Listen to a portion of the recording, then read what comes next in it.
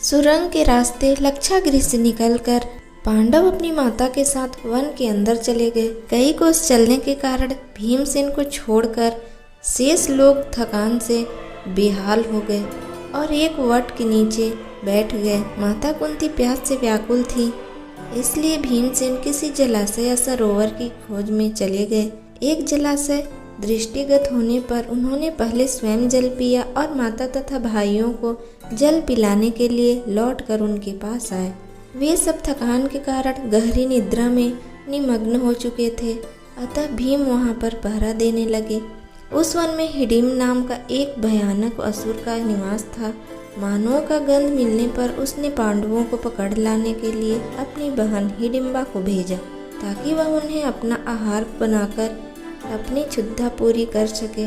वहां पर पहुंचने पर हिडिम्बा ने भीमसेन को पहरा देते हुए देखा और उनके सुंदर मुखारविंद तथा बलिष्ठ शरीर को देखकर उन पर आसक्त हो गई।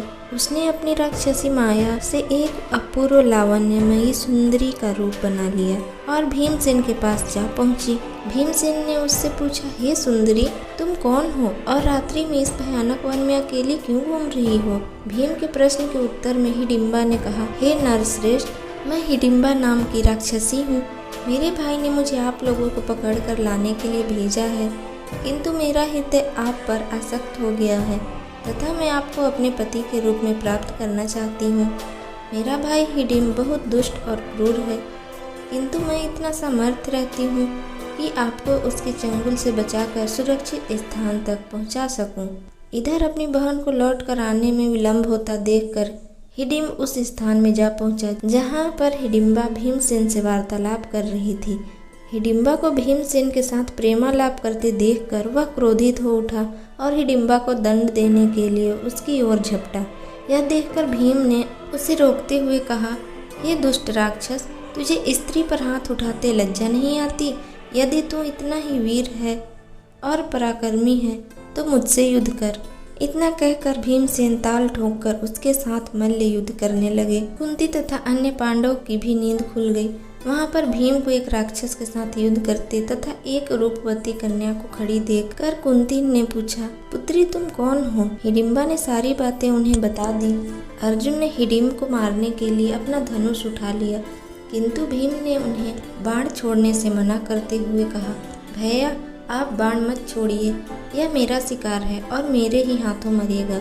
इतना कहकर भीम ने हिडिम्ब को दोनों हाथों से पकड़कर उठा लिया और उसे हवा में अनेकों बार घुमाकर इतनी तीव्रता के साथ भूमि पर पटका कि उसके प्राण पखेरु उड़ गए। हिडिम्ब के मरने पर वे लोग वहां से प्रस्थान की तैयारी करने लगे।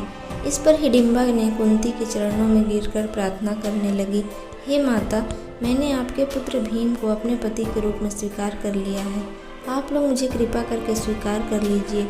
यदि आप लोग ने मुझे स्वीकार नहीं किया तो मैं इसी क्षण अपने प्राण त्याग कर दूंगी। हिडिम्बा के हृदय में भीम के प्रति प्रबल प्रेम की भावना देखकर युधिष्ठिर बोले, हिडिम्बे, मैं तुम्हें अपने भाई को सौंपता हूँ, किंतु यह केवल दिन में तुम्हारे साथ रहा करेगा और रात्रि को हम लोगों के साथ रहा करेगा। हिडिम्बा इससे लिए तैयार हो गई और भीमसेन के साथ आनंद पूर्वक जीवन व्यतीत करने लगी। 1 वर्ष व्यतीत होने पर हिडिम्बा का एक पुत्र उत्पन्न हुआ। उत्पन्न होते समय उसके सिर पर केश न होने के कारण उसका नाम घटोत्कच रखा गया। वह अत्यंत मायावी निकला और जन्म लेते ही बड़ा हो गया। हिडिम्बा ने अपने पुत्र को पांडवों के पास ले जाकर कहा, यह आपके भाई की संतान है, अतः यह आप लोगों की सेवा में रहेगा। इतना कहकर हिडिम्बा वहां से चली गई। घटोत्कच श्रद्धा से पांडवों तथा माता कुंती के चरणों में प्रणाम करके बोला, अब मुझे मेरे योग्य सेवा बताएं।